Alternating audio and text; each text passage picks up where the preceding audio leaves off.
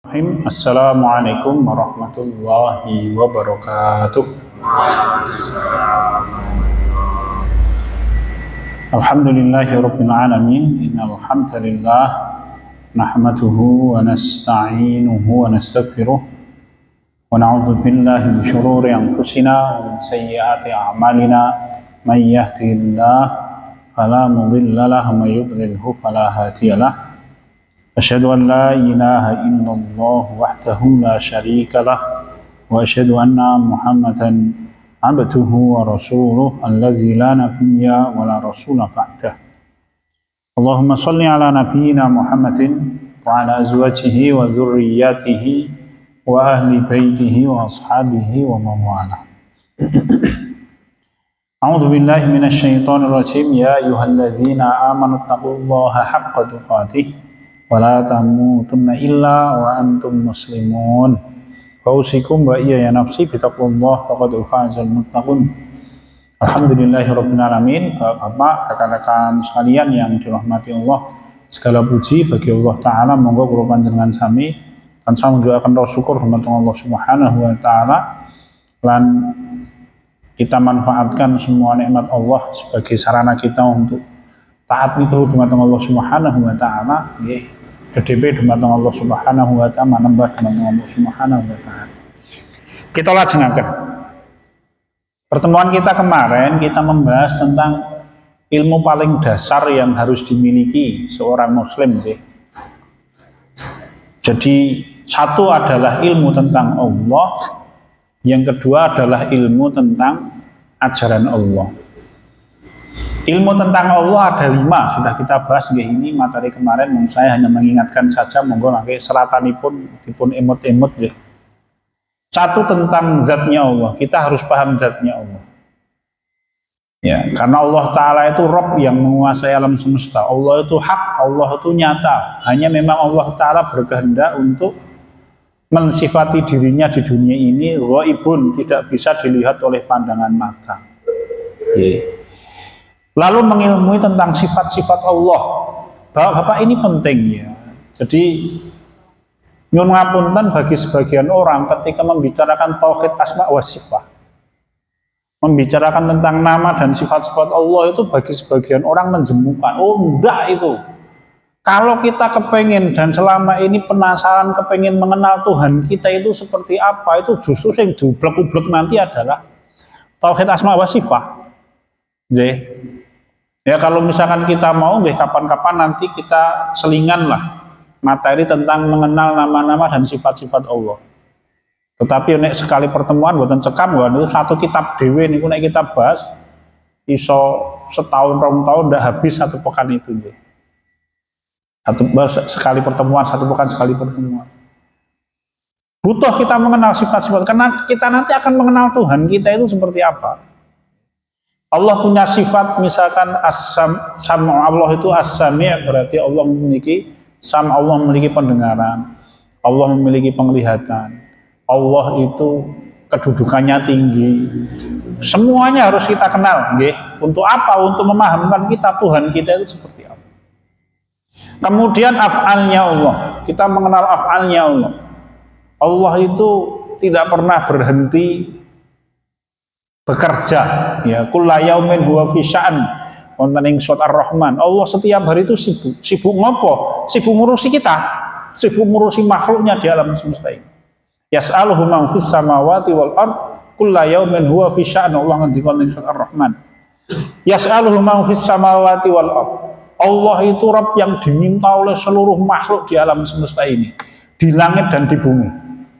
Maka kalau kita berdoa rasa khawatir, Pak. Umar bin Khattab itu ngendika, kalau orang berdoa itu jawabannya sudah disediakan di samping kita itu. Hanya kemudian apakah ada tindakan yang membuat kita itu terhalang dari sampainya doa itu kepada kita. Tetapi ijabahnya Allah, jawaban Allah itu sudah disediakan. Kenapa? Allah itu maha kaya. Wonten ing hadis Rasul kita ngendika kama qala innallaha hayyun karim wa yastahi idza rafa'a hadun yadayhi ila samai yaruddahu masifran. Allah itu Rabb, Tuhan yang maha hidup, dan Allah itu maha dermawan. Tidak hanya dermawan, Dan Allah tuh malu, ya. Berarti Allah tuh punya sifat malu. Kapan malunya Allah? Rasul kita ngendiko, ketika ada seseorang berdoa, selesai berdoa kok ora dikabul, itu Allah malu. Kenapa? Karena Allah tuh maha kaya dan Allah tuh maha kuasa. Ming dijalui kok ora iso jawab, seakan-akan Allah malu. Sehingga kalau kita berdoa itu sakjane jawabannya sudah tersedia. Kalau kemudian jawabannya kok tidak sampai kepada kita, itu mesti sing salah awake dhewe. Nah, itu yang perlu kita pikir. Af'alnya Allah. Kemudian yang keempat, asma'nya Allah, nama-namanya Allah Ta'ala, karena nanti juga nama-nama itu akan mengandung makna yang memperkenalkan kita tentang siapa itu Allah. Sudah kita bahas. Yang paling akhir, bagaimana cara kita mensucikan Allah. 5 perkara ini ilmu tentang Allah. Satu, mengenal zatnya Allah, mengenal af'alnya Allah, perbuatannya Allah, mengenal nama-namanya Allah, mengenal sifatnya Allah, dan mengenal bagaimana cara kita mensucikan Allah. Jangan sampai kita ini terjerumus ke dalam sikap. Sikap itu sebenarnya kepengen memuliakan Allah, menggandeng warati carane, justru yang dikerjakan itu menghinakan Allah. Contohnya sinten? Contohnya ahli kitab. Saking cintanya kepada Nabi Isa alaihi salam, saking cintanya kepada Allah dan kepada utusannya Nabi Isa alaihissalam, apa yang dikerjakan? Yang dikerjakan, mereka menjadikan Nabi Isa sebagai anaknya Allah. Allah marah besar, Mas. Bayangkan. Jadi ada orang yang kepengen memuliakan Allah, menggandeng caranya salah. Itu justru jawabannya Allah itu murka dan dilaknat, tidak main-main. Bayangkan loh, Mas. Cinta yang bertepuk sebelah tangan saja itu sudah menyakitkan. Ya, zaman SMA biar ini loh kan. Cek kelingan toh. I love you waktu jebule ditolak itu, sakitnya minta ampun, Mas. Ini ada orang yang mencintai Tuhannya dan balasan Tuhannya itu seksa, bayangkan. Siapa itu? Orang-orang ahli kitab. Saking cintanya kepada Nabi Isa alaihissalam yang dikerjakan, diangkatlah oleh mereka derajatnya Nabi Isa menjadi anaknya Allah. Allah marah, Mas. Kenapa? Karena Allah tidak sudi dianakkan, diperanakkan oleh siapapun, dan Allah tidak sudi dikatakan punya anak, ya kan? Lam yalid wa lam yulad. Maka cara mensucikan Allah itu penting. Yo, kita harus tahu. Sudah kita bahas kalau ini. Kemudian yang kedua itu memahami tentang ilmunya Allah, ilmu agamanya Allah. Ada 2 macam. Satu, mengenal syariatnya Allah, ajarannya Allah, perintah-perintah Allah mana, larangan-larangan Allah Ta'ala yang mana. Kita harus kenal. Semakin kita paham, maka nanti kita akan semakin bisa melangkah dengan tepat di dunia ini. Ini pramila pancen nek sinau agama, nek panjenengan kula panjenengan sami menyediakan waktu 1 pekan sekali sakjane ora cukup. Nggih. Lah panjenengan mangke yang harus menambah, misalkan membaca buku dhewe.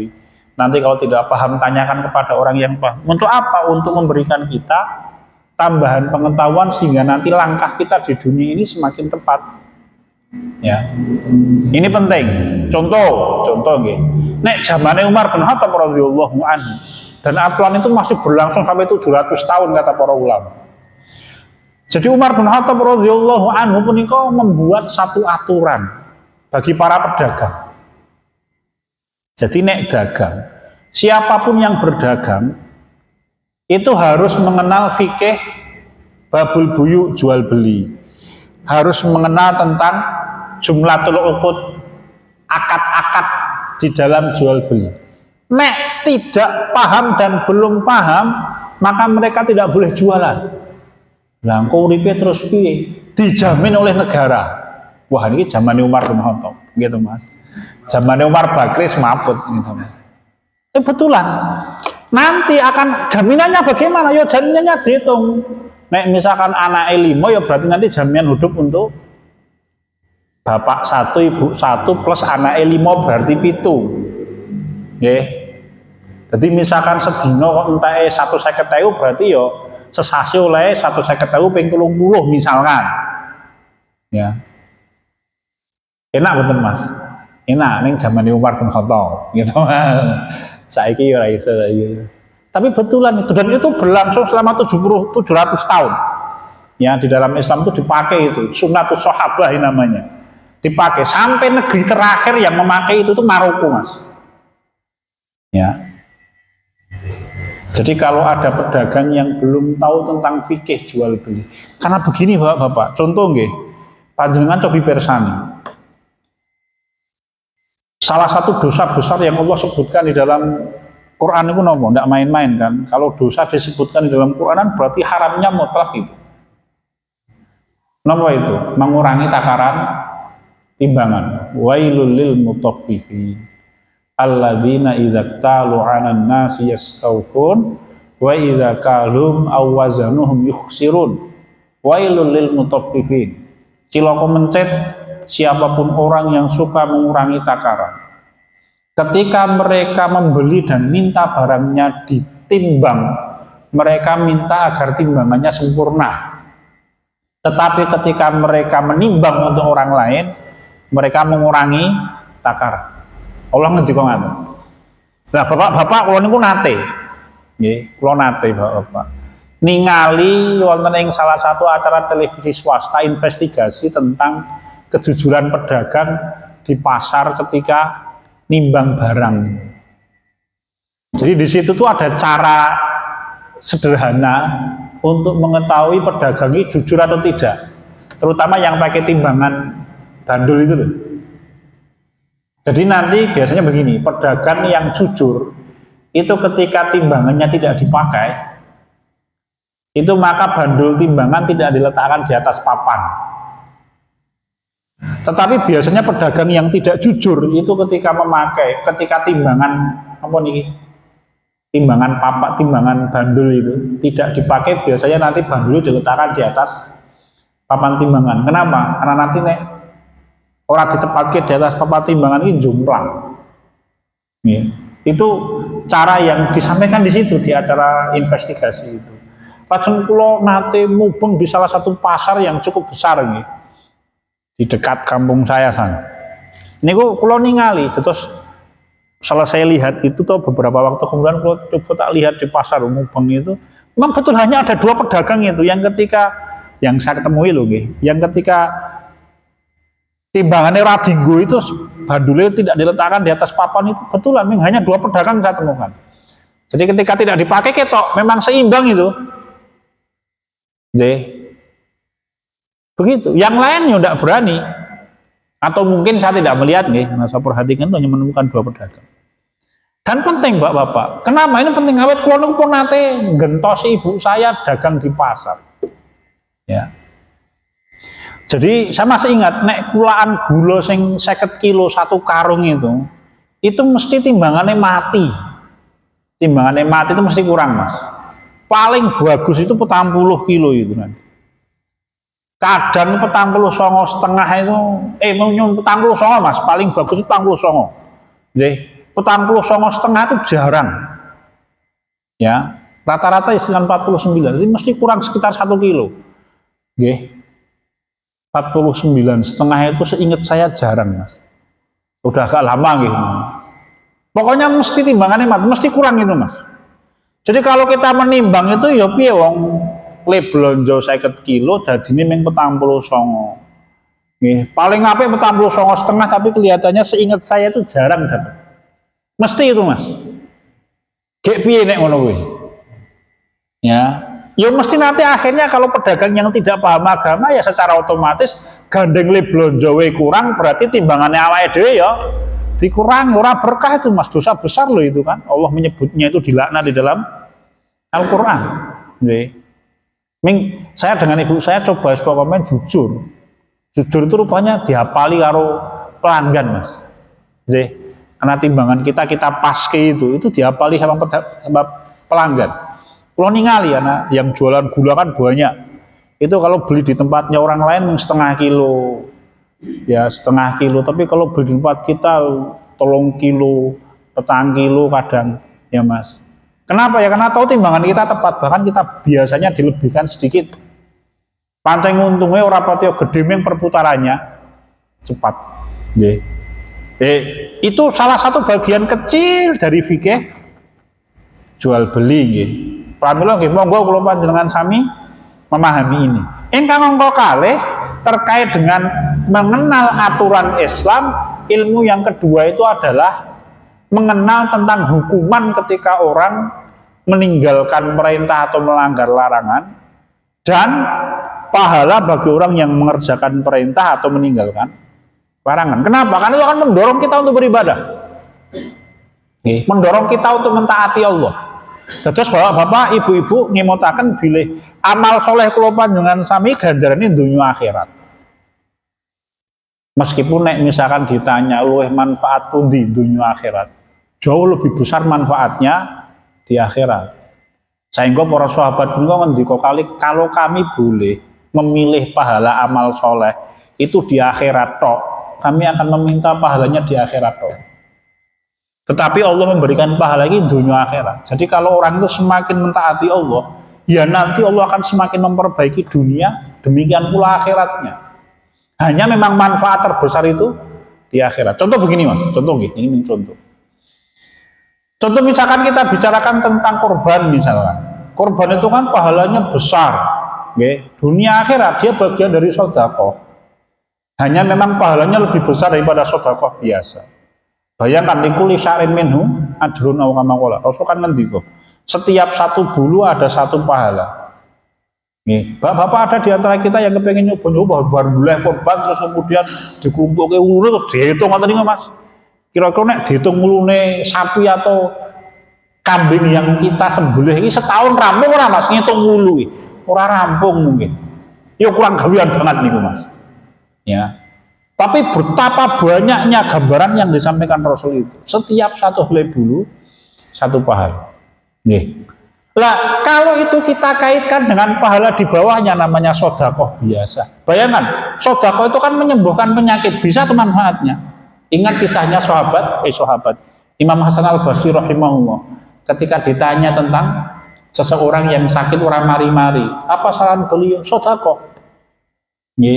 Akhirnya kemudian orang itu bersedekah dengan membuat sumur di tengah padang pasir, bikin sumur mas. Ya, kemudian setelah membuat sumur itu kemudian sembuh penyakit. Apalagi melipat gandakan rezeki, manfaat dunia loh nih mas, mendatangkan kebahagiaan. Apalagi bagi orang-orang yang dia menikah tidak bisa punya keturunan, dia bisa menjadi sarana untuk mendapatkan keturunan. Sama kisahnya Imam Hasan Al-Basri. Ketika diberitahu oleh seseorang karena dia punya masalah menikah randu anak, sarannya sami sedekah dan lain-lain. Itu manfaat duniawi besar, manfaat akhirat. Satu hadis saja loh, kita bicarakan tentang manfaat akhiratnya orang yang berkorban. Kanjeng Nabi kita menyampaikan, atau kamakola, ini riwayat disampaikan oleh Imam Ibnul Jauzi dan Imam Jalaluddin Ar-Rafi'i. Disebutkan di situ matan hadisnya itu azimu dhuhayakum fa innahu ala sirati matoyakum. Atau kama qala. Ketika engkau berkorban maka bikin agar hewan korban itu segemuk mungkin, kata Nabi Muhammad SAW. Kenapa? Karena besok di hari kiamat engkau akan mengendarai hewan korban itu di atas jembatan neraka jahanam. Jadi kalau orang mau masuk surga, neng kono swarga, di depannya nanti ada sirot, nek wong nyebut sirotol mustaqim ya mas. Ada jembatan neraka jahanam itu. Lah nanti orang-orang yang berkorban nek miturut riwayat itu, ketika dia melewati jembatan neraka jahanam, dia mengendarai hewan korbannya itu. Mas, orang berangkang tidak berjalan tapi dia mengendarai hewan kurbannya. Kira-kira bawahnya neraka jahanam, dia diselamatkan oleh Allah dengan cara dia berjalan di atas jembatan neraka jahanam dengan menggunakan hewan kurbannya. Kira-kira manfaatnya lebih gede ndi, Mas? Dengan tadi yang di dunia yang menyembuhkan penyakit, bisa mendatangkan rezeki berupa anak keturunan, meluaskan rezeki kita, menenteramkan hati dan lain-lain. Lebih besar pahalanya yang mana? Cetok lebih besar yang di akhirat, mas. Menyelamat kawin suka neraka jahanam ya. Tetapi sekali lagi ingat, bila amal soleh itu ganjarannya dunia akhirat, mas. Ya. Kalau kita bisa memilih, ya akhirat lebih baik, lebih besar. Itu para sahabat yo. Ini awake dhewe ya kita tetep yo dunia akhiratnya awake dhewe Mas. Duh Gusti Allah kula tak saged ngibadah melarat mboten napa-napa. Wah kita abot nek awake dhewe Mas. Ganjarane akhirat mawon gitu ya. Ya, nek awake dhewe yo ganjarane dunya akhirat nggih Mas, begitu. Ini tingkatan ilmu dan tingkatan ilmu, tingkatan amal di dalam mengenal Allah dan ajarannya. Sekarang tingkatan amalnya sekarang. Kalau tadi tingkatan ilmunya. Sekarang tingkatan amal. Ini materi kita pada malam hari ini. Kalau wow adalah materi yang kita bahas kalau ini. Mengingatkan lagi. Terkait dengan amal itu ada 3 kelompok manusia. Allah sebutkan wonten ing surat Fatir ayat 32. Panjenengan bika a'udzubillahi minasyaitonir rajim. Summa awrasnal kitabal ladzina astafaina min ibadina. Faminhum zalimun li nafsihi wa minhum muqtasidun wa minhum sabiqun bil khairati biidznillah. Allah taala punika nyebataken kelompoknya orang-orang yang beriman, orang yang beramal untuk Allah itu ada 3 kelompok. Surat Fatir. Allah Ta'ala nyebatakan summa awrasnal kitabal ladzina astafaina min ibadina faminhum zalimun li nafsihi. Maka di antara kelompok manusia itu ada orang yang menzalimi diri mereka sendiri. Nggih, surat Fatir ayat 32 leres nih Mas. Jadi kelompok yang pertama ini yang paling rendah itu zalimul li nafsihi. Orang yang beramal untuk Allah, taat kepada Allah, tetapi mereka masih suka menzalimi diri mereka sendiri. Nanti kita bahas nih. Intinya wong Islam sing seneng tumindak maksud tetap mlebu swarga iki Mas. Ning biasanya ku mampir sih. Mampir ning Prambanan ki iso istirahat karo tuku bakso ning akad mampire ten pundi? Mampire iku tempat satu-satunya untuk membersihkan dosa di akhirat. Ya, orang berhenti itu mahsyar. Nggih. Dengan semua beratnya mahsyar. Nek neng kono rong rampung, maka nanti tempat yang paling akhir, yang paling tidak enak itu di neraka. Nggih. Nanti kita bahas sifatnya seperti apa. Di atasnya itu muqtasidun. Nek Allah Ta'ala ngendika wonten ing surat Al-Waqiah, dia disebut sebagai ashabul yamin. Meskipun nanti ashabul yamin itu 2 ini, muqtasid dan zalimul li nafsi. Ashabul yamin itu kelompok kanan. Bahasanya Allah nggih. Sayap kanan. Ya. Kemudian yang paling tinggi adalah sabiqum bil khairati biidznillah. Nek wonten ing surat Al-Waqiah was-sabiqunas sabiqun. Ada 3 ini. Kalau di dalam hadis yang itu loh, Nabi Muhammad SAW didatangi oleh malaikat Jibril pas pengajian begini loh, tiba-tiba ini hadisnya sayangnya itu yang meriwayatkan yang 1 orang sahabat yaitu Umar bin Khattab radhiyallahu anhu. Tapi yang mirsani banyak itu. Terus pas pengajian begini ini, tiba-tiba ada tamu, orangnya bagus, kelabunya putih bersih, rambutnya hitam. Saking bersihnya pakaiannya itu sampai para sahabat, hadis itu hadisnya Umar bin Khattab radhiyallahu anhu, sampai seakan-akan orangnya itu tidak pernah berjalan jauh. Kelabunya resik putih. Lalu duduk di hadapan Nabi Muhammad di dalam majelis itu. Kemudian langsung duduk itu mendekati Nabi Muhammad, kemudian bersila di hadapan Nabi Muhammad sampai dengkulnya itu apa ini?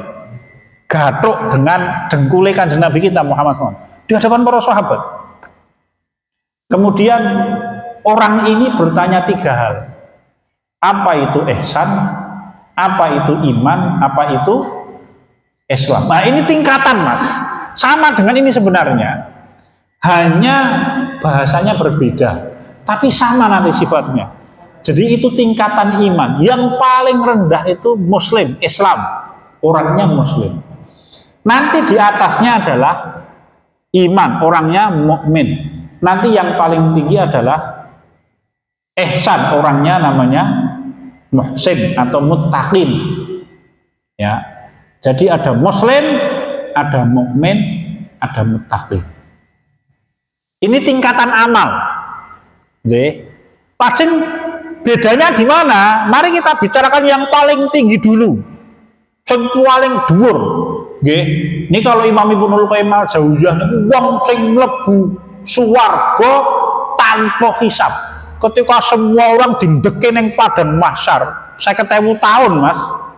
Enggak main-main ya. Jadi orang yang masuk surga dengan hisab yang mudah, dengan orang yang masuk surga tanpa hisab iki bedane adoh. Apa meneh orang yang mlebu swarga dihisab sike, kejugur neraka sike, wah itu jauh berbeda, Mas. Jadi nanti orang ini yang paling tinggi namanya sabiqun, atau wonten ing surat Al-Waqiah itu sabiqun, di dalam surat Fatir ayat 32 itu nggih, sabiqun bil khairati biidznillah. Di dalam hadis dia disebut sebagai ihsan atau muhsin orangnya, nanti nama yang lain muttaqin. Nggih. Pahalanya apa? Orang yang seperti ini adalah orang yang mlebu swarga tanpa hisab. Jadi ketika semua orang mandek neng padang mahsyar, orang ini tidak langsung disumanggake. Sumangga. Nggih, mlebu swarga. Ndak main-main. Nggih. Hanya nih penting ini. Hanya Nabi Muhammad ngendika dari umatnya orang yang tingkatan paling tinggi itu jumlahnya ming 70.000 wong. Ya. Dan 70.000 wong itu nanti masing-masing akan membawa keluarganya jumlahnya 70. Berarti pinten niku? 70 ping 70. Petang yuta 900 apa petang atus 90.000, petang yuta 900. Jadi dari umatnya Nabi Muhammad sekawit zaman Umar bin Khattab, Abu Bakar, Umar bin Khattab sampai dino kiamat, orang level 1 ini jumlahnya petang yuta 900.000. Ya, begitu. Lalu tanda-tandanya apa? Nah, ini monggo. Ini berlomba-lomba untuk kebaikan nih, Mas.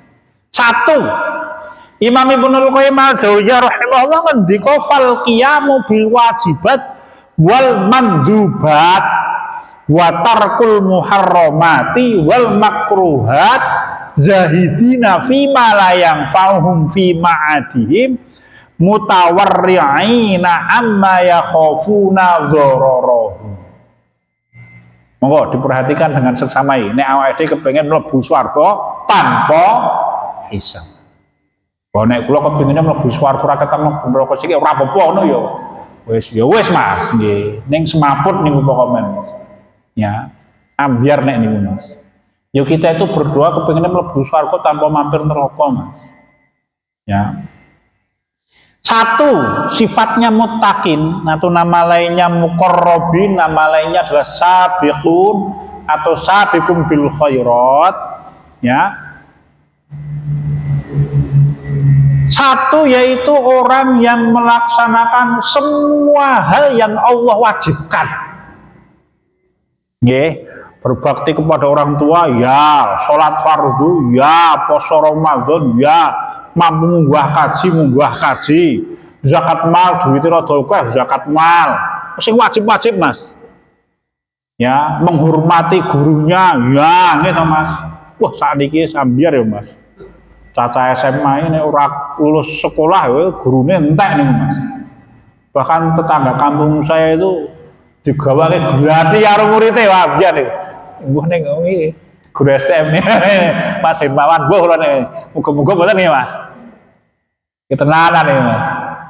Tapi betul itu kan wajib itu kan. Apalagi kalau perempuan yang menutup aurat, apalagi kalau menimbang berarti memenuhi timbangan dengan benar, dan lain-lain. Oh, banyak sekali. Mereka orang yang mau semua yang wajib mereka kerjakan. Ya. Wal mandzubat. Yang kedua, semua yang sunnah dilakoni. Wah, ini abot ini. Yang tenanan loh, Mas. Semua sunnah, apa saja itu. Masuk masjid, tahiyatul masjid. Mau sholat, ya sikat gigi dulu, siwak. Apalagi Mas, yang sunnah-sunnah. Qiyamul lail, sholat duha, apalagi kalau masuk rumah pakai parfum. Mas, kapan kita pakai parfum? Ojo ming nang masjid ro, mlebu omah wambune keringet kabeh, jangan. Sunnahnya Nabi Muhammad itu begitu, sehingga kalau kita dekat dengan istri kita itu ambune wangi, Mas. Jadi kalau istri jenengan protes, Pak ne ganti kaose, itu ganti kan? Ambune ora karuan, laki-laki apalagi, laki-laki itu keringatnya banyak, Mas. Ya, saya dulu itu rada ngeyel, Mas. Ning jebule bareng cedak wong sing keringetan, ambune pancen ora karuan tenan, Mas. Bayangkan istri kita tidur di samping kita pakai kaos sedina seminggu ora diganti. Ganti. Rasul kita itu begitu, Mas. Bahkan Rasul kita itu kalau masuk rumah mau bertemu dengan istri beliau siwak. Biar giginya itu bersih, kemudian baunya mulut wangi. Bayangkan Nabi Muhammad tidak hanya sholat. Sunnah itu, dan itu akan menyenangkan istri kita oleh ganjaran meneh, Mas. Bapak nggih, dieling-elingi. Jadi kalau kelambi iki paling tidak ya rong dina pisan ganti. Kelambi sholat seminggu gitu, wah ganti dicekel ngrucut mlebu nang kolam ikan, kolam ikan semaput wae aja nganti kan. Ya. Betulan itu sunnah itu. Ya ayyuhalladzina amanu khudzu zinatakum 'inda kulli masjidin. Wahai orang-orang yang beriman, pakai perhiasan ketika masuk masjid. Apa itu? Parfum para ulama. Nabi Muhammad ketika masuk rumah, beliau juga wangi. Tidak hanya ketika ke masjid.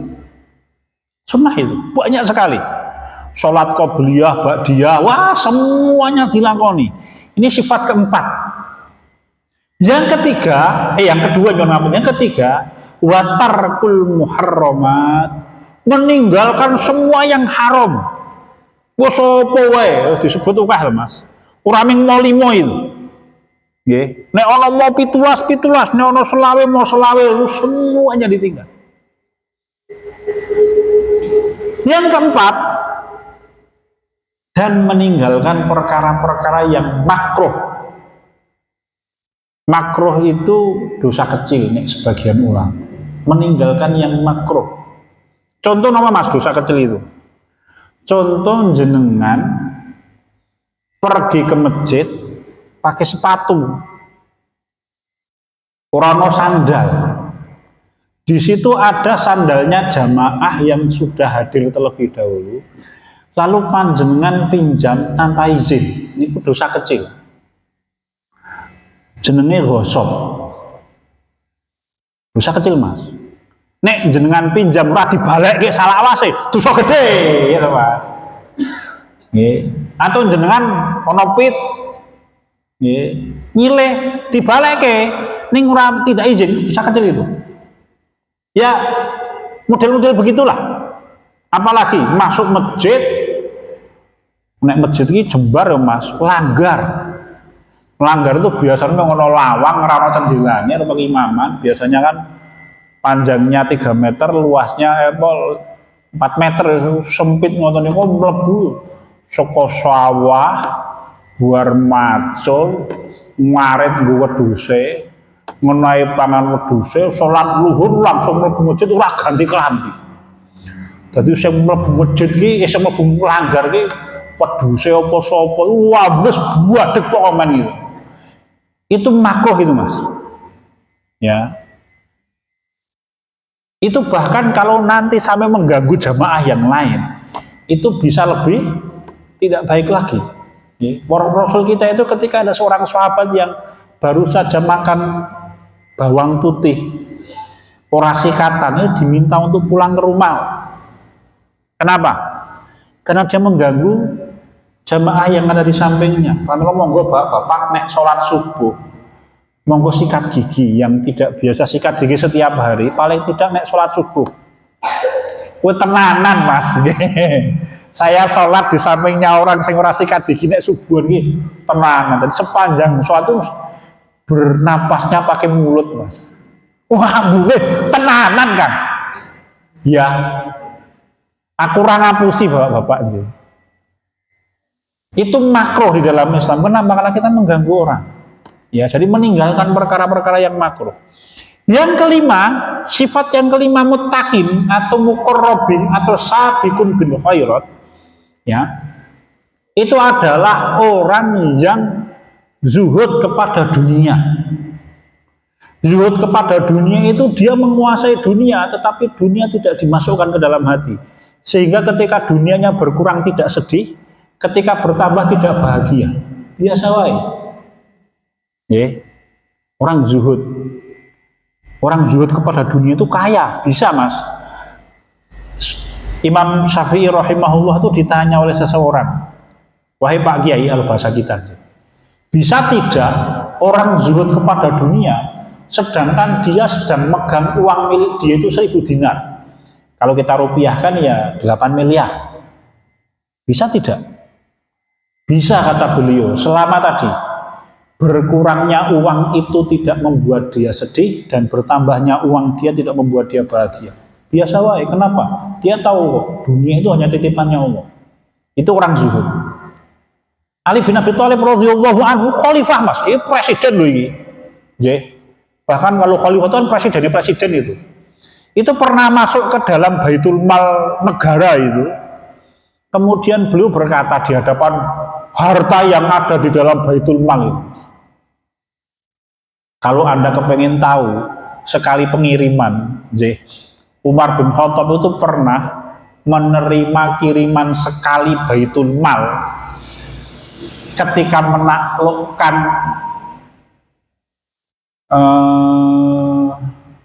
Al-Madain. Itu sekali pengiriman itu, kalau tidak saya baca di dalam Al-Bidayah wa Nihayah, nek ora salah itu 3.000 triliun dinar. Makanya 1 dinar itu 8 yuta loh Mas. 3 triliun dinar. Itu sekali pengiriman dilebokin yang Baitul Mal. Rasa dihitungnya, itu duitnya ada rasa dihitung. Ya.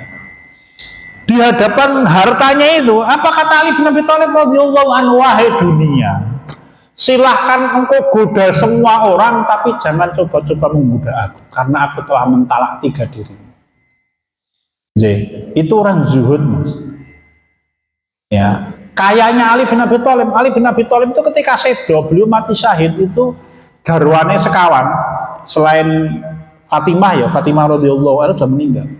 Garwane sekawan, Ummul waladnya 11 budak perempuan yang punya anak dengan beliau dan putranya 35. Ya Mas, sugih beliau. Tapi beliau orang yang zuhud.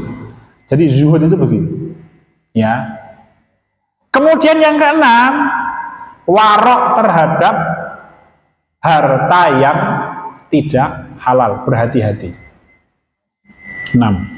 Kalau orang punya sifat 6 ini, melaksanakan semua perintah, menjauhi semua larangan, meninggalkan yang makruh, mengerjakan semua yang sunnah, zuhud kepada dunia, warok kepada urusan harta yang haram, maka dia nanti pahalanya melebu swarga tanpa hisab. Jumlahnya berapa dari umatnya Kanjeng Nabi kita Muhammad Sallallahu Alaihi Wasallam? Rasul kita ngendika 70 kali 70, karena 70 ribu kali 70 4.900.000 orang. Sekawit Nabi Muhammad diutus sampai hari kiamat ono wong hampir sekitar 5 juta lah. Awak dhewe ya, kalau kita berjuang dengan izin Allah bisa. Iso ora kan? Bismillah toh, rasa ngomong ora iso, bismillah. Ini sifatnya muqarrabin. Muttaqin itu begitu. Levelnya level 1. Minimal mlebu swarga widodarine pinten? 72. Nek di dalam riwayat itu. 72 Mas. Nggih. 72 iki widodarine. Dadi apa ya? istilahnya apa ya? Level satunya nanti mas. Nanti yang lain rasa dihitung. Mas ingat kisahnya Ainul Mardiyah itu? Itu permaisurinya ming siji loh mas. Yang lain dia masuk ke dalam satu taman. Itu perempuannya cantik semuanya. Apakah di antara panjenengan ada yang namanya Ainul Mardiyah? Oh itu Tuhan kami, komandan. Masuk sana, masih di dalam. Dia masuk ke dalam taman yang lebih indah, kemudian perempuannya lebih cantik. Oke, ditanya, apa ada di antara panjenengan yang namanya Ainul Mardiyah? Beliau di dalam, beliau Tuhan kami, komandane mas. Maka dia masuk ke dalam ruangan lagi. Dia bertemu dengan taman yang lebih indah, perempuannya lebih cantik lagi. Ditanya, apakah ada di antara panjenengan yang namanya Ainul Mardiyah? Itu permaisurinya itu. Beliau di dalam, masuk ke dalam taman lagi, yang perempuannya lebih cantik lagi. Ditanya lagi, apakah ada di antara panjenengan yang namanya? Tidak ada. Dia di dalam, berulang-ulang sampai akhirnya ketemu dengan permaisurinya itu mas. Oke. Kuwi model widodari yang kata Rasul kita di dalam satu hadis, nek didelok wong dunya langsung mati mas wong. Saking ayune. Ana riwayate lho. Aku ora ngapusi mas. Jantungnya langsung pedhot iki mas. Saking ayune. Anda tidak percaya toh ada riwayatnya. Nek panjenengan kersa silakan baca kitab Hadil Arwaila Biladil Afdal, itu disebutkan riwayatnya oleh Imam Ibnul Qayyim Al-Jauziyah rahimahullah. Niki 72 mas. Ya, yang bawah-bawahnya ora iso dihitung. Sing ngono kuwi 72 itu. Gelem ora, saya ngomong ora gelem wis sablok iki kok. Ngejak gelut kok ngene. Ya. Itu nomor 1. Di bawahnya adalah Ashabul Yamin yang terbagi jadi 2. Yaitu mukmin dan zalimul nafsi. Ya, atau muqtasid dengan zalimul nafsi, atau mukmin dengan muslim. Mari kita bicarakan muqtasid dulu, ya, atau nama lainnya mukmin. Siapa itu muqtasid? Muqtasid adalah orang yang satu, ada wajibat, orang yang mengerjakan semua yang wajib. Satu ini. Watarkil muharramat, dan meninggalkan semua yang Allah haramkan. Itu. Kemudian mereka orang-orang yang mengerjakan sebagian amalan sunnah. Ya, ba'dul mandzubat. Mengerjakan amalan sunnah ming sebagian. Sebagian saja.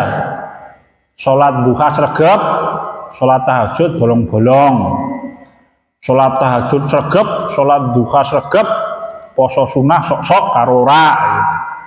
Ya, apalagi poso sunnah sregep ning pokoknya sebagian amal sunnah dia tinggalkan. Melaksanakan semua yang wajib, meninggalkan semua yang haram, melaksanakan sebagian amalan sunnah. Kemudian kadang meninggalkan yang makruh, kadang melanggar sing makruh-makruh. Nggih.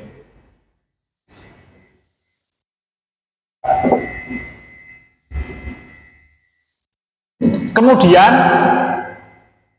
yang kelima, mereka biasa melaksanakan hal yang mubah. Maksudnya dos pundi? Ini keterangannya begini mas. Dados amal yang mubah boleh, kebiasaan sehari-hari itu kan bisa diangkat menjadi sunnah. Misalkan kita berpakaian, itu kan mubah. Nek kita berpakaian, ketika memakai pakaian membaca doa, gitu, membuka pakaian membaca doa, kita berpakaian niatnya karena untuk menutupi aurat sebagaimana diperintahkan oleh Allah, ya maka nanti tidak memakai pakaian yang ngepres badan atau memperlihatkan bentuk tubuh atau tipis kainnya sesuai dengan aturan Islam, maka nanti pahalanya naik menjadi sunnah. Kenapa? Karena kita kerjakan karena Allah. Mandi itu kalau kita masuk kamar mandi baca doa, keluar kamar mandi baca doa, Ya, ketika kamar mandi nanti ya kita secukupnya saja, jangan berlama-lama gitu. Neng kamar mandi nanti sak jam ngopo Mas. Biasanya perempuan nggih. Nek bapak-bapak apa ono? Nek perempuan aja kaget Mas. Nggih. Jadi ya sebentar saja secukupnya, setelah itu selesai niatnya karena Allah, itu nanti biasa saja, mubah bisa menjadi sunnah. Lah mukmin itu kadang-kala masih mengerjakan yang mubah-mubah nih. Sosok lali Mas. Mlebu kamar meneng bledeng rampung ngono kuwi Mas. Nganggo klambi, ora nganggo bismillah, kadang-kala masih begitu. Ini mukmin. Pahalanya apa? Karena dia mengerjakan yang wajib seluruhnya, mengerjakan yang sunnah seluruhnya, ya, mengerjakan sebagian yang sunnah dan meninggalkan sebagian yang sunnah, maka pahalanya dia tetap dihisab min hisab yang mudah. Hisab yang mudah punika dos pundi? Salah sawijining dinten Kanjeng Nabi kita Muhammad sallallahu alaihi wasallam ngendika hisab yang mudah itu al-ardu. Ketika ditanya oleh Ummul Mukminin Aisyah radhiyallahu anha. Al-ardu punika punapa? Jadi nanti orangnya itu ora di kayak nomor sini kan begitu wong ning masalah wis monggo mlebu surga Mas. Ya sumangga gitu, langsung mlebu surga. Kalau ini orangnya berdiri di mahsyar menunggu giliran, kemudian begitu sampai ke gilirannya oleh Allah Ta'ala itu buku catatan amal yang panjangnya sepanjang mata kita memandang, tebalnya buh sepiro karena dia mencatat seluruh amal kita sejak akil balik sampai kita mati. Itu oleh Allah hanya dibuka dengan menggunakan tangan kanannya Allah yang suci, lalu diperlihatkan di depan orang itu, iki loh bukumu, dibuka ngeten iki, kemudian ditutup oleh Allah Ta'ala, kemudian diberikan oleh Allah dengan menggunakan tangan kanan dan diterima oleh orang itu dengan menggunakan tangan kanan, baru terus lebu swarga tanpa ditanya satu perkara pun. Kowe ngopo Kang neng pojok desa jam 12 bengi yo kae tenggleni ora kanggo ngono kuwi Mas. Wis pokoke ning dibuka, ditutup, diberikan mlebu swarga. Itu namanya hisabayasir. Maka ada doanya. Ya, Allahumma hasibni hisabayasir. Ada doanya, nyuwun kepada Allah agar kita dihisab dengan hisab yang mudah. Nggih, nek ora hafal basa Arabe, basa Indonesia. Nggih. Karena ingat loh, hisab itu apa toh? Hisab itu interogasi. Jadi kira-kira di interogasi ini eneng mabot. Mabot ya. Abot. Interogasi itu abot. Nah, orang ini tanpa ada satu pertanyaan, tanpa ada satu interogasi, pokoknya niki catatan panjenengan, sampun monggo mlebet swarga. Pahalanya masuk surga tanpa masuk surga dengan hisab yang mudah. Nanti nek wonten ing surat Ar-Rahman itu ada wa min dunihima jannatan. Kalau yang paling awal itu kan apa namanya? Pahalanya nek surga nek waduh kok ayatnya tiba-tiba lupa nih. Jadi Allah punika wonten ing surat Ar-Rahman menyampaikan surganya orang mutakin nek panjenengan kersa niki tak bacakan Mas. Beda, Allah menyebutnya itu beda. Surat Ar-Rahman. Beda.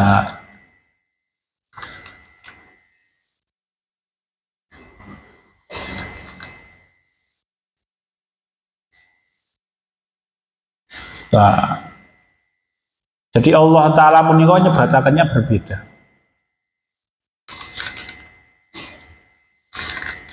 Oke.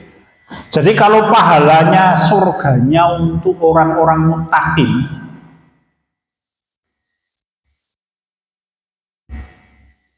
Allah ngendika, ini muttaqin ya, dan bagi orang yang takut kepada kedudukan Allah, dia mendapatkan 2 surga. Ya. Sifatnya apa? Zawata afnan. Surganya itu penuh dengan buah-buahan. Yang kedua, surga itu ada mata air yang mengalir. Yang ketiga, surganya itu isinya semua buah-buahan yang ada Allah sediakan di tempat itu. Itu surganya orang-orang muttaqin. Kemudian mereka duduk di atas kursi-kursi yang empuk, yang bagian dalamnya itu sutra, mentul-mentul mas, ya. Kemudian disebut oleh Allah, di dalamnya nanti ada bidadari-bidadari yang belum pernah disentuh oleh manusia atau jin. Allah mensifatinya seakan-akan mereka adalah permata-permata dan intan. Itu pahalanya orang-orang muttaqin.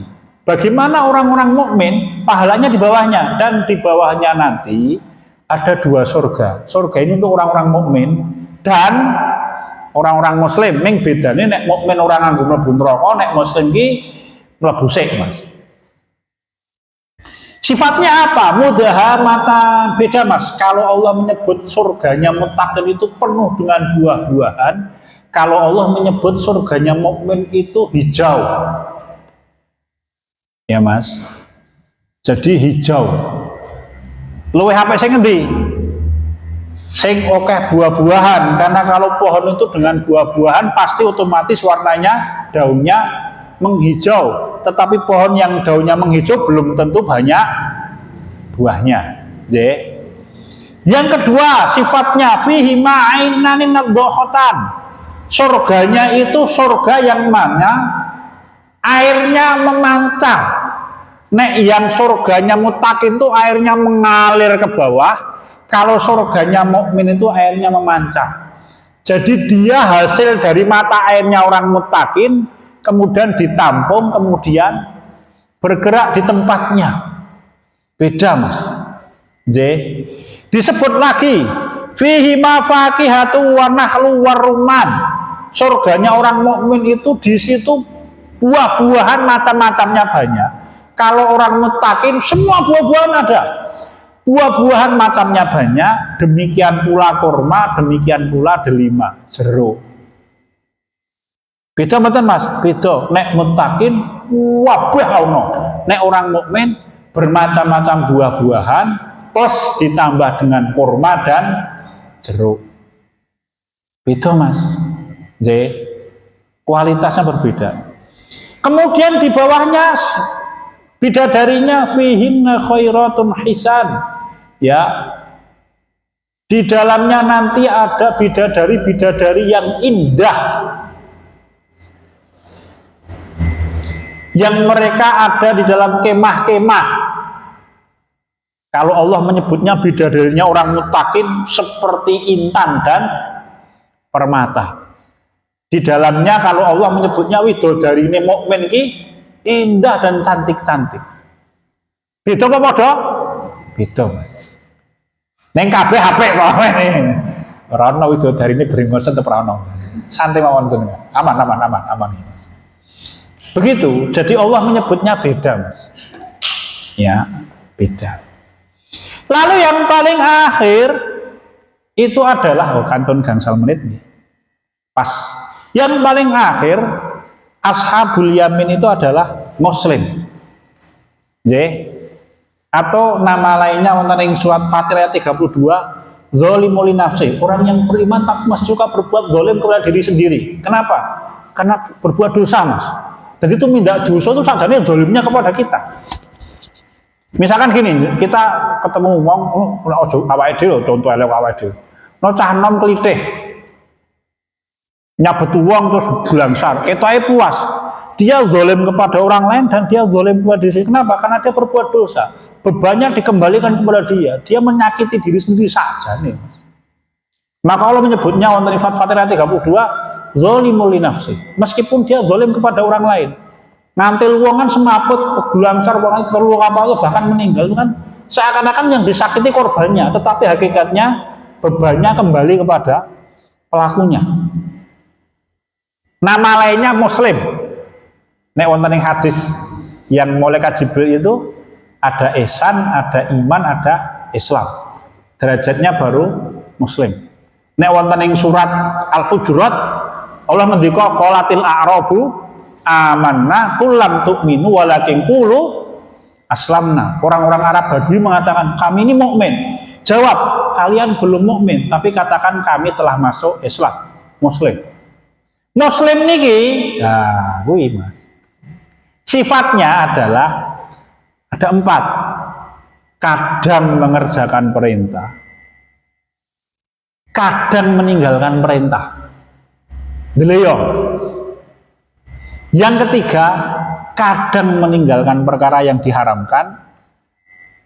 Yang keempat, kadang melanggar perkara yang diharamkan. Ndak nduk ceng-ceng po, apalagi Mas? Wis pokoken kuwi lah. Tetap mlebu swarga, ming nanti oleh Allah akan dihisab dan dibersihkan dosanya. Piye carane? Kula sampun nate matur nggih. Nanti orang muslim gini ini, Allah menggunakan banyak cara, tidak usah khawatir, Mas. Ya harapan kita pokoknya rampung neng dunia. Jadi Allah membersihkan dosa itu di dunia ada 4 kata Imam Ibnul Qayyim al-Jauziyah. Kita ingatkan lagi, pernah kita bahas. 1 dengan amal soleh yang kita kerjakan. Semua amal soleh yang kita kerjakan itu salah satu fungsinya otomatis dia akan menghapus kesalahan. Jadi jangan pernah punya prinsip nek ibadah rasa ukeh-ukeh. Nek sedekah rasa krep-krep, jangan begitu. Kenapa? Karena itu merusak. Karena amal soleh kita itu semakin banyak, maka dosa kita akan semakin tertutupi. Wong dawuh Nabi Muhammad, wa atbi sayyi'atal hasanata tamhuha. Yang kedua adalah dengan taubat. Taubatan nasuha. Yang ketiga dengan istighfar. Pramila banyak-banyak beristighfar. Yang paling akhir itu dengan musibah yang kita terima. Apa saja. Sirai mumet, masuk angin, watuk, pilek, utange akeh, nggih diunek-uneke bojone, nomare Mas. Bensin entek ra nggawa duit misalnya. Itu musibah. Diselatak tawonen blas, musibah Mas. Cokot, lemut, musibah Mas. Pokoknya semua yang tidak menyenangkan hati kita itu musibah. Maka ketika kita merasakan sesuatu yang tidak menyenangkan, ojo ngresula. Kenapa? Karena dia berfungsi untuk menghapus kesalahan. Numpak motor, udan, jebul ra nggawa mantrol. Musibah itu kan. Ini yo sosok seneng. Kapan Mas? Mas buka poso. Gitu Mas. Karo ngene iki. Aku wis tau Mas biyen zaman kuliah. Rada dablek ya kan. Gitu. Wis kudanan sisan ya Mas. Jadi pas bali mulih sama ingat pas zaman kuliah dhewe ade mbiyen. Iya nih Mas. Lah wis adzan nih poso-poso Ramadan ya wis sisan ngombe wedang. Nggih, kemudian. Ya. Jadi itu musibah. Ini di dunia.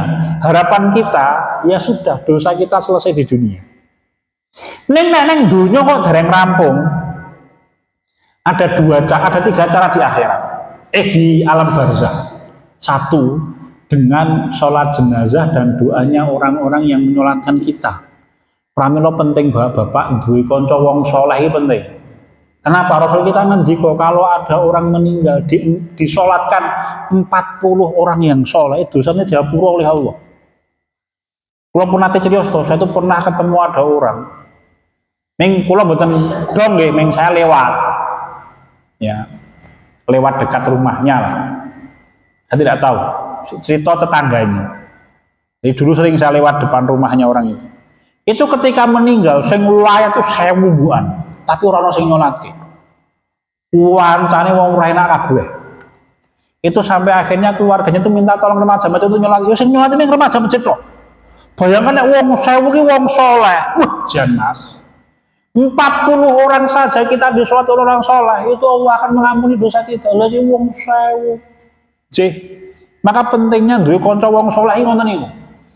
Yang kedua, ya dengan hadiah pahala kata Imam Ibnul Qayyim al-Jauziyah rahimahullah dari orang-orang yang masih hidup. Jadi misalkan kita sedekah pahalanya untuk simbah saya, bisa tidak? Bisa. Rasul kita biasa mengerjakan itu untuk Mukmin Khadijah radhiyallahu anha. Yeah. Yang paling akhir, ini abad nih Mas, muga-muga kula panjenengan selamat. Apa itu? Dengan beratnya alam barzakh. Yeah. Jadi kalau ada orang Ketika dia mati ning alam barzah kok disampuli malaikat, maka nanti beban akhiratnya lebih ringan. Ning ngabuat nih kita teman Mas. Ya, jangan pernah meminta. Kenapa Rasul kita ngendika karena alam barzah, alam kubur itu bisa menjadi lubang di antara lubang-lubang neraka. Nggih. Kalau ini kok belum selesai, gua deng dosane gua kok tenanan, nanti dibawa ke akhirat. Dibawa ke akhirat itu beratnya hari kiamat. Itu menghapus dosa. Ini sahabat Mas, ning akhirat itu sahabat ya. Yang paling akhir lho niku sing wis niku wae. Kuangelan kari dhewe mlebu neraka. Tetep orang beriman itu mesti mlebu swarga. Ning ana sing mampir nang neraka sih. Namanya al-jahannami, bisa kita bahas nih. Ngaten. Lah nanti swargane kaya ngopo? Tetep swarganya kualitas kedua. Ning ya dengan mukmin beda lah. Widodarine loro misalkan Mas. Sing siji kerokan, sing siji masuk angin. Ora ono Mas, ora ono. Swarga kok kerokan. Ora usah khawatir. Ya, permaisurinya ya. Kan ada riwayat yang menyampaikan permaisurinya 2 ya Mas. Tapi dayang-dayangnya banyak. Nggak usah khawatir Bapak Ji. Kenapa kok begitu? Nyuwun ngapunten nggih. Tapi ini ada riwayatnya. Rasul kita itu ngendika, syahwatnya seorang mukmin yang masuk surga, orang yang masuk surga itu 400 kali syahwatnya orang di dunia. Rasa dipikir kayak ya Mas. Nggih, enggak usah khawatir. Ya. Memang begitu. Ada riwayatnya. Saya membaca riwayatnya. Konten kitab Hadil Arwahila Biladil Aflah itu ada disebutkan. Tujuannya untuk apa? Agar menyemangati kita ibadah. Begitu. Ya. Sekian dan demikian Bapak, Ibu-ibu, rekan-rekan sekalian yang dirahmati Allah, mudah-mudahan Allah taala meringankan kita untuk beribadah, semangat ibadah nggih. Mumpung kita masih diberikan oleh Allah taala hidup, dan jangan pernah putus asa dengan rahmat Allah, karena Allah itu Maha Pengampun. Ya, Allah itu bukan Tuhan sing titik-titik nyeblak, titik-titik dugang, titik-titik ngapuk. Enggak begitu, Tuhan kita enggak begitu, Mas.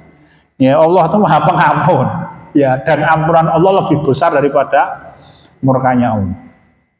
Begitu. Sekian dan demikian Bapak, ingkang saged kula aturaken wonten ing dalu punika insyaallah bincang pertemuan yang akan datang kita bahas lagi. Materi lanjut, bab selanjutnya nanti. Bab selanjutnya adalah bab tentang sikap seorang mukmin terhadap hikmah di dalam beribadah. Ada 4 kelompok kata Imam Ibnul Qayyim al-Jauziyah. Maksudnya dos pundi bincang kita bicarakan insyaallah. Sekian dan demikian yang sangat kula aturaken, saya kembalikan kepada pembawa acara. Kurang langkung mohon maaf sebesar-besarnya. Assalamualaikum warahmatullahi wabarakatuh.